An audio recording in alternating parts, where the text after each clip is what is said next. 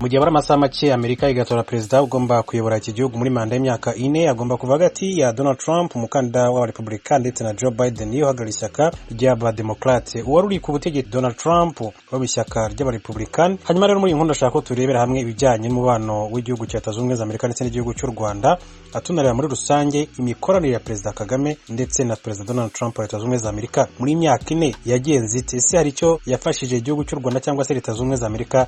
Nibyo nifuza ko tuganira muri inkuru, mu gihe muri Leta Zunze Ubumwe za Amerika Trump ashobora gutsindwa amatora agahita asoza manda ye, cyangwa se akaba yatsinda amatora agakomeza kuyobora igihugu cy'igihangange cya Leta Zunze Ubumwe za Amerika. Amatora y'umukuru w'igihugu muri Leta Zunze Ubumwe za Amerika abahanzwe amaso n'isi yose, kuko uko byagenda kose umuntu utorwa ashobora guhindura politike mpuzamahanga y'iki gihugu bikagira ingaruka imwe cyangwa indi ku bindi, yaba nziza se cyangwa se yaba ingaruka mbi.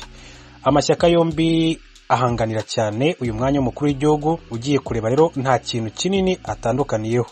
Nk'abarepublikani aho Trump abarizwa kuva no mu myaka ya mbere usanga bita cyane ku ishoramari n'ibindi bijyanye n'ubucuruzi, ku buryo muri gahunda zabo ari byo bashyira imbere. Ku rundi ruhande Abademokrate nabo nubwo ibyo byombi babyitaho usanga bita cyane ku ngingo z'uburenganzira bwa muntu, ari iyo mpamvu nko kuri manda ya Barack Obama cyangwa se Bill Clinton mu by'ukuri ubona ko bitaye cyane ku bijyanye n'uburenganzira bwa muntu.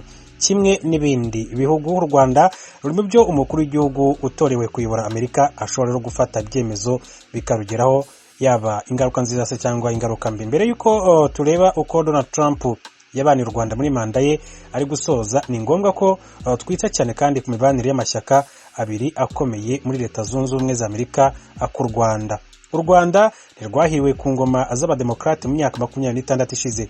Uhereye nko mwaka w'1994 Amerika imaze kuyoborwa n'abaperezida bagera kuri 4 mu mashyaka abiri akomeye cyane, kandi buri rimwe rifitemo babiri. Nk'Abademokrate bafitemo Bill Clinton na Barack Obama, mu gihe Abarepublican bafitemo George Walker Bush na Donald Trump.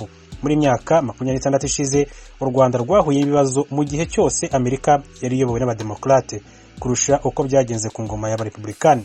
Urugero ni mu mwaka w'1994 ubwo jenoside yakorewe abatutsi yabaga, Amerika yari iyobowe n'umudemokrate Bill Clinton. Uyu mugabo yanze gukoresha ijambo jenoside ngo yamagana ubwicanyi bwakorerwaga abatutsi icyo gihe. Nyuma yaje kandi kwatura yicuza ko ntacyo yakoze, aho ubwe yavuze ko iyo icyo gihe Amerika yohereza ingabo mu Rwanda abarenga 300 muri miliyoni irenga bishwe bari kuba barokowe. Uyu munsi Clinton akunze no kugaragaza ko yashegeshwe n'uburyo leta yarayoboye yitwaye ku byaberaga mu Rwanda mu mwaka w'1994. Yigeze kuvuga ati, iyo tuba twaragiye mu Rwanda hakiri kare nizera ko twari kubasha kurokora nibura 1/3 cy'abishwe. Ati byangizeho ingaruka zikomeye cyane. Ku ngoma ye kandi nibwo habaye intambara za Kongo. Icyo gihe kandi nabwo leta ye yokeje umuriro ku Rwanda irushinja kuvogera ubusugire bwa Repubulika Demokarasi ya Kongo n'ibindi birego nk'ibyo. Gusa avuye ku butegetsi agasimburwa n'umurepublikani, ibintu byarushijeho rero guhinduka ho gatoya ubwo Amerika rero yayoborwaga na George Walker Bush. Bush muri Gashyantare 2008 yasuye u Rwanda mu muhango yanatashyemo ambasade ya Leta Zunze Ubumwe za Amerika i Kigali ku Kacyiru. Icyo gihe kandi yanasuye urwibutso rwa jenoside rwa Kigali, agaragaza icyizere gikomeye cyane afitiye ubuyobozi bw'u Rwanda. Icyo gihe yagize ati, kuko nshima gukorana n'ubuyobozi bwita ku baturage, ngakunda murava n'ubwitange, kandi nizera nta gushidikanya ko ibyari bimwe mu bikuranga nyakubahwa Perezida Paul Kagame. Uri perezida wita ku baturage bawe n'ishema ryabo mu buryo budasanzwe. Uyu mugabo kandi nyuma ya manda ze ebyiri yasimbuwe muri 2009 na Barack Obama. Abanyafurika benshi bamwakiriza yombi, bishimira ko iki gihugu cy'igihanganye kigiye kuyoborwa n'umwirabura. Bavuga bati, natwe rero tweretse isi ko tutari ibivume, ko dushobora rero no kuyobora igihugu cya mbere gikomeye cyane ku isi. Ku ngoma ya Barack Obama nibwo u Rwanda rwahagarikiwe inkunga arushinjwa gushyigikira umutwe wa M23. Nabwo rwokejwe igitutu ku kirego ku kigero cyo hejuru ku bijyanye n'uburenganzira bwa muntu muri raporo zasohokaga umusubirizo, zirimo nka mapping report ivuga ku bwicanyi bwabereye muri Repubulika Demokarasi ya Kongo ndetse n'ibindi. nk'uko ikinyamakuru ry'Akadomo.com kibitangaza. Amakuru yizewe ikinyamakuru gifite ngo nuko muri manda ye ubwo u Rwanda rwari mu kanama karoni gashinzwe amahoro, Amerika aricyo gihugu cyari inyuma yo kurwanya inyito yemewe ya jenoside yakorewe abatutsi, nubwo benshi bakeka ko ari Ubufaransa bwari bubiri inyuma. Amerika yarwanyije bikomeye cyane inyito igashaka ko jenoside yakorewe abatutsi yitwa jenoside yo mu Rwanda n'ibindi nk'ibyo. Avuye ku butegetsi, Barack Obama yasimbuwe n'umurepublikani Donald Trump mu myaka ishize, utarigeze yita cyane kuri Afurika, ahubwo amaso ye yayerekeje ku bihugu byo mu burengerazuba bwo hagati ndetse no gutsura umubano n'ibihugu by'abayisilamu. Hanyuma Trump ntiyitaye cyane ku Rwanda na Afurika. Kuva ubwo Trump yiyamamazaga, yashyize imbere Amerika muri gahunda ye yise MAGA, Make America Great Again. Umubano yubatse n'amahanga wabaga ari ugamije ahanini gushyigikira inyungu za Amerika, ni ukuvuga nko kubona Amerika ibanye neza n'ibihugu by'Abarabu. Ari nayo mpamvu uyu munsi yishimira cyane kuba Israel yarasinyanye amasezerano y'amahoro na Leta Zunze Ubumwe z'Abarabu na Bahrain. Urugero rwa hafi rugaragaza uburyo Trump afata Afurika ni amagambo yigeze kuvugaho muri 2018 ko ibihugu by'uyu mugabane ari umwanda cyangwa se shithole countries. Icyo gihe uwari minisitiri w'ububanyi n'amahanga w'u Rwanda, Madame Louise Mushikiwabo, yari yamaganye, aho yagize ati amagambo yavuze arababaje cyane kandi ntabwo byari bikwiye ko ava ku muyobozi nkawe. Biragaragaza isura Afurika ihabwa ku isi, ariko natwe bidusigiye isomo ry'uko tugomba kutabiha amatwi, ahubwo tugakora ibiduhesha ishema bikagaragaza isura nyayo ya Afurika. Ikindi gihamya cy'uko Trump afata Afurika ni amagambo aherutse kuvuga mu minsi mike ishize ku kibazo cya Misiri na Ethiopia cyatewe n'urugomero rwa Grand Renaissance. Icyo gihe yavuze ko kuba Ethiopia yaratangiye kuzuza amazi muri uru rugomero ruzaba ari urwa mbere muri Afurika ari amahitamo mabi, kuko Misiri ishobora kutabyishimira ikarushwanyaguza. Ni imvugo igaragaza ko we icyo ashyize imbere ari umubano mwiza n'ibihugu by'Abarabu kurusha ibyo muri Afurika yo munsi y'ubutayu bwa Sahara. Mu gihe rero abandi bakuru b'ibihugu bikomeye birimo nk'Ubushinwa n'Ubuyapani bashyira imbaraga mu kwakira bagenzi babo ndetse kandi no gutsura umubano nabo ugamije kwiteza imbere, Perezida Trump ntiyakunze kwakira abakuru b'ibihugu byo muri Afurika ku Rwanda. By'umwihariko Trump yahuye na Perezida Paul Kagame inshuro nke cyane mu by'ukuri zibarika. Hanyuma ku ngoma ya Trump, u Rwanda rwakuwe mu masezerano ya AGOA. Nyuma y'umwanzuro u Rwanda rwafashe wo kuzamura imisoro ku myenda n'inkweto byambawe bizwi nka caguwa, ntirunagaragaze ubushake bwo kwisubiraho uko rwahisemo rero guteza imbere inganda zarwo. Amerika yafashe umwanzuro wo kurukura mu bihugu bishobora koherezayo ibicuruzwa bidaciwe imisoro AGOA.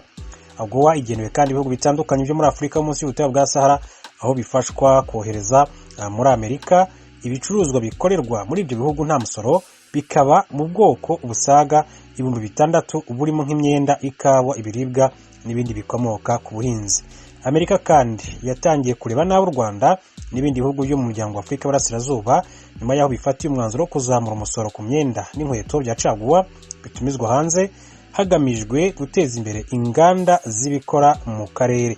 Kenya, Tanzania na Uganda byaje kwisubiraho, ariko u Rwanda rushikama kuri iki cyemezo, ndetse tariki ya 2 Nyakanga 2016 ruzamura umusoro uva ku madolari 0.2 ku kilo cy'imyenda yambawe ugera kuri 2.5 by'amadolari, naho ku nkweto zambawe iva kuri 0.2 by'amadolari ugera kuri 5 by'amadolari ku kilo. Mu itangazo yashyize ahagaragara ku itariki 30 Nyakanga 2018, umuyobozi wungirije w'ibiro bya Amerika bishinzwe ubucuruzi Simahoni yibukije ko mu myaka 2 yari ishize uburyo bwose Leta Zunze Ubumwe za Amerika yakoresheje mu kuganira n'u Rwanda kuri iki kibazo nta kigeze kigerwaho. Impuguke muri politiki akaba n'umwarimu muri kaminuza y'u Rwanda Dr. Sumail Bokanani yabwiye ko kuva kw'ibihugu muri amasezerano ndetse no gushyirwaho ibihano na Trump ngo byatumye ibihugu bya Afurika byishakamo ibisubizo. Yagize ati abantu bari bazi ko mu guca caguwa Afurika igwa hasi, ariko byagiye bigaragara ko hari aho ibihugu nk'u Rwanda byahise byiga ubwenge bwo kubaho. Nta wari uzi ko guca caguwa mu Rwanda ubuzima butahagarara, ariko bwarakomeje. Ati jye numva no gukanga kwa Trump kwigishije ibihugu bya Afurika kumenya ubwenge hakiri kare. Dr. Smile Buchanan asanga nubwo hari inkunga azagabanyijwe mu bikorwa bimwe na bimwe Amerika yashyigikiragamo u Rwanda, nta kindi kibazo u Rwanda rwahuye nacyo kuri manda ya Trump. Ati nge numva kuri manda ya Trump ku Rwanda nta kibazo gihari, keretse wenda urebye mu ruhando rw'isi uko babona Trump, ariko numva ko ku ruhare rw'u Rwanda nta kibazo cyabaye, ubucuti bwagumye uko bwari bumeze no muri iki gihe cya COVID-19. Tinizera ko abanyamerika hari kinini cyane bafashije igihugu cy'u Rwanda. Smile Buchanan kandi yavuze ko hari ibihugu bimwe na bimwe bya Afurika bitabaniwe neza na Trump biturutse ku kibazo cy'abimukira, gusa ngo nabyo si politike mbi, ahubwo imiterere ye yatumye abayobozi ba Afurika bakanguka.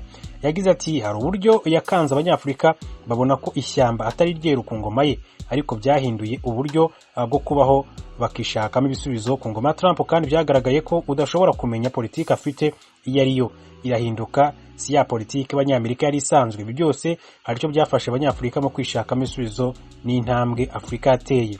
Umusesenguzi Gatete Ruhumuriza we yavuze ko politiki ya Trump ari nziza nubwo imico ye atari myiza. Ati abantu bajye batandukanya imico y'umuntu na politiki ye n'icyo iyo politiki imariye Afurika. Ku giti cye ntabwo ari umuntu mwiza, ariko politiki ye n'iy'abarepublikani muri rusange yatumye Afurika igira umutuzo, itegura gahunda zayo mu mutuzo, igatera imbere.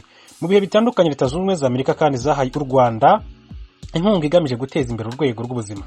Nko mu 2016 Amerika yahaye u Rwanda inkunga ingana na miliyoni 268 z'amadolari Amerika, muri yo harimo miliyoni zira kuri 56 z'amadolari zakoreshejwe mu bikorwa byo kurwanya sida, miliyoni 41 z'amadolari zari zigenewe ibikorwa by'ubutabazi, na miliyoni 38 z'amadolari zashyizwe mu bikorwa byo kurwanya amakimbirane, guharanira amahoro ndetse n'umutekano. Hari na miliyoni 34 z'amadolari yari agenewe ibikorwa by'uburezi bw'ibanze, na miliyoni 23 z'amadolari zari zigenewe ibikorwa by'ubuvuzi bw'ibanze. Kuva muri 2017 kandi abinyuze muri USAID Amerika yatanze mu Rwanda miliyoni zigera ku 105 z'amadolari muri 2018. Amafaranga kandi ariyongera agera kuri miliyoni 147 z'amadolari, na 2019 aba miliyoni z'amadolari 135. Kugeza ubu kandi iki gihugu kimaze gutera inkunga u Rwanda ingana na miliyoni 105 z'amadolari. Amafaranga menshi cyane Amerika yahaye u Rwanda yaragenewe kwifashisha mu bikorwa by'ubuzima, aho byihariye miliyoni 64 z'amadolari mu gihe uburezi bufite miliyoni 13 z'amadolari. Kugeza ubu Joe Biden niwe uhabwa amahirwe menshi cyane yo kuba yakwegukana amatora y'umukuru w'igihugu atsinze Trump. Gusa ibintu byose birashoboka kuko hashobora kubaho rero ugutungurana. Kimwe mu byitezwe ni ukureba uko Joe Biden yazabanira Afurika mu gihe yaba agiye ku butegetsi agahindura politiki y'abademokrate kuri uyu mugabane. Gusa politiki y'abademokrate kuri mugabane wa Afurika ntabwo yigeze yishimirwa n'ibihugu byinshi cyane byo kuri uyu mugabane. Ku rundi ruhande politiki y'abarepublikani yagiye itanga umutuzo ku mugabane wa Afurika, ndetse kandi benshi bishimira iyo hagiyeho umuperezida uvuye mu ishyaka ry'abarepublikani.